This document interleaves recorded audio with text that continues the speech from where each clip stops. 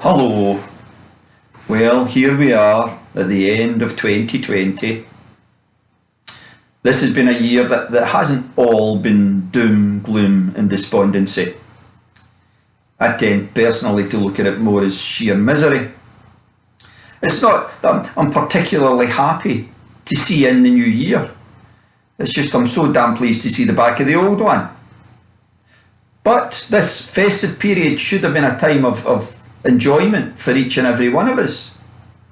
Because after all, with the COVID restrictions, it meant the in-laws couldn't come and visit. But it's also a good job that Jesus hadn't been born in 2020, because there would have been some issues. Some of the story would have remained the same. For instance, there would still have been no room at the inn, given the fact that all the hotels and inns are all closed due to COVID restrictions and nobody's staying there. And then Joseph would have had a problem trying to get his deposit back off the innkeeper. That would have been another struggle. And then it would have been the case that Jesus would have been born where he was born, in the manger. However, there would have been no shepherds to come and witness the fact, because they'd all have been furloughed. And there would have been no wise men, because of the travel restrictions being blocked between the countries because of this new coronavirus variation that's there. All flights in and out of the UK have been stopped. And then even if they did arrive, they would have had to have spent 14 days self-isolating before they would have got to see anybody. And then again, we would have had the issue of, if they had all been there, who would they get in to see the baby? Only one of them. Why only one of them, I hear you ask? Well, there'd be Joseph and Mary, plus only allowed one visitor. Because if you think about it, if you think as Jesus is the Trinity, he would count for three himself. So as a result, there would only be one visitor. So it's probably a good job that this all happened over 2,000 years ago and didn't happen in 2020. But this year has been such a change for us with the restrictions that we live under. We don't go anywhere without our face masks, and anywhere we do go, we attempt to do so and keep the social distancing regulations. But there's many things for this year that we have to give thanks about. We need to give thanks for our NHS and all the people who staff the NHS. The care sector workers who have gone above and beyond to look after the elderly in the care homes. We also need to pay special attention to the work that our teachers have done. I actually went to the high school before the Christmas break to ascertain when at some stage we may be able to once again help them with their assemblies. And as I was leaving the school, the dinner bell had rung and the kids were all gathering in the playground. And as I walked through the playground, I get belted in the back of the head with somebody's piece contents. And I turned round and I looked down, and there lying on the ground was a large dod of cheddar cheese. And as I looked up, I spotted the culprit who'd thrown it. And I just told him, that wasn't very mature. But you see, we all react in different ways to how this COVID is affecting us all. But it got me thinking.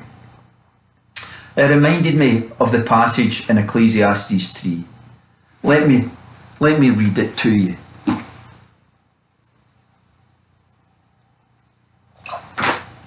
That's only water. Yeah. Let me read it. There's a time for everything, a season for every activity under the heavens, a time to be born and a time to die, a time to plant and a time to uproot, a time to kill and a time to heal, a time to tear down and a time to build, a time to weep and a time to laugh, a time to mourn and a time to dance, a time to scatter stones and a time to gather them, a time to embrace and a time to refrain from embracing, a time to search and a time to give up, a time to keep and a time to throw away, a time to tear and a time to mend, a time to be silent and a time to speak, a time to love and a time to hate, a time for war and a time for peace. See, there's a time for everything. Just like the passage says, there's been a lot of weeping in 2020, but hopefully 2021 will provide us with some opportunities for laughter. The Pfizer and the AstraZeneca vaccines have all now been approved, and that's something that we should be thankful for. That's something that we should be happy about. But personally, I think getting stabbed twice in the arm in a 3-week period with a sharp needle is something that's more inclined to make me greet than to actually make me laugh. But we should be thankful because it's a blessing for us that these things have been produced. It also said in the passage that there's a time to embrace and a time to refrain from embracing. And hopefully we're coming out of that period of refraining from embracing and we can once again embrace our loved ones. Especially as 2021 is a special year for us because we've got a family marriage, a family wedding that we're looking forward to. It's a mixed marriage. She's Scottish and he's English. Ah well, never mind. But it's something that we've got to look forward to. We also need to give thanks for the end of the Brexit trade negotiations. Like it said in Ecclesiastes here, it's a time to search, which is what it was. But for many of our politicians, it was very nearly a time to give up. And thank goodness that they didn't. There's lots for us actually to be thankful about.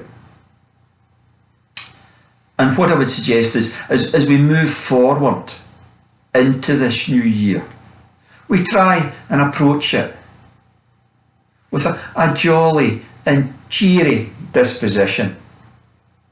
Something that I myself often attempt to portray. But as we go into the new year, I want us to think positive thoughts as we move forward. And my prayer for the new year is this: God, help us. Good night.